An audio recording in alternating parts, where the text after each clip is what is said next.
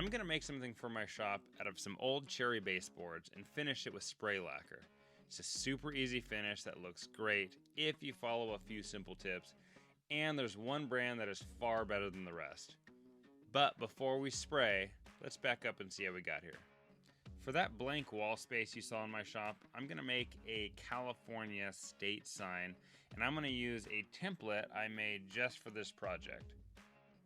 I'm just tracing the outline of the template onto my cherry boards, and I'm going to cut it out with a jigsaw, but not right on the line. I'm going to leave a little space when I'm cutting with the jigsaw so that I can go back and use a flush trim bit on my router to cut the exact shape of California.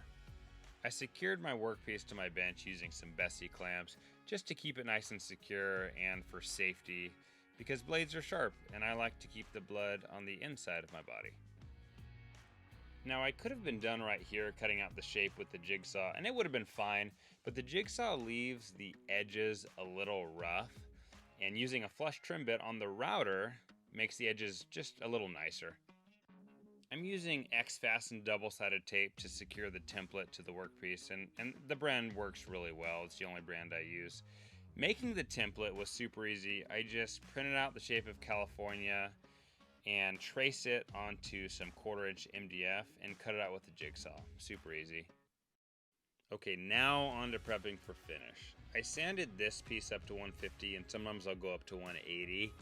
And very important, I always sand the edges of my projects to bring them down a little bit, because after using the flush trim bit and after cutting the edges on really any project, they can be sharp, and I don't want to hurt or cut myself when handling the wood. I'm spraying it with water and then wiping it down with a paper towel just to make sure I get all the dust off, because you don't want any dust on the project before finish. And then I'm sanding it once it dries to 320 and then wiping that down again so that it's nice and smooth and dust free and ready for the spray lacquer. I'm using a damp paper towel just to make sure I get all the dust. I love this finish for wall hangings like this, but I prefer a different finish for tabletops and things that get a lot of traffic, and I'll tell you about that finish towards the end of the video. I'm putting a keyhole with my keyhole bit on the bottom of this sign. Since it's such a weird shape, if I didn't do this, it would hang really crooked. Alright, I get to try out the new brand my wife got me for my birthday. Thank you, honey, love you.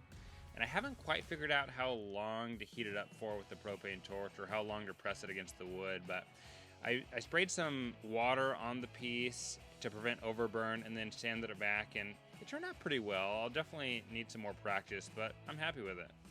Okay, we're dust free and my name is on the back in case it gets lost, and now we're ready to spray.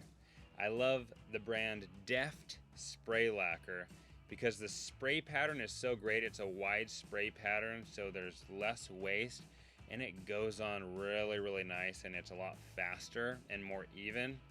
And you'll see I'm spraying the edges first and then the back, and then I flip it over and spray the edges again before the front, because the edges of this sign are the end grain and it soaks up a ton of finish. So I'll spray the edges twice as much as I spray the face.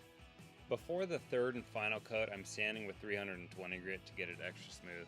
And another tip, I wrapped some sandpaper around a dowel to get into those hard to reach crevices and corners, and it worked really well. Then I'm wiping off all the dust. Again, we want to be dust free before the final coat. Usually on your final coat, you want to just dust it on and not spray too close, but it was pretty windy here in Sacramento, so I had to get a little closer on my final coat. Okay, we're ready for the hardware. I like to use a wire whenever I can because it makes it so much easier to hang it straight. And I'll put a link to a video right here on how I tied this wire. It is a great video. It's super short and not great quality, but it's what I go to every time when I forget how to tie these wires. Oh, and that finish I love to use on tabletops is General Finishes Armor Seal. Super easy to apply and really durable. If you're a woodworker like me in a small garage shop, I have a video right here just for you on how to make the most of your time and space with your woodworking hobby. And remember, be kind, be awesome.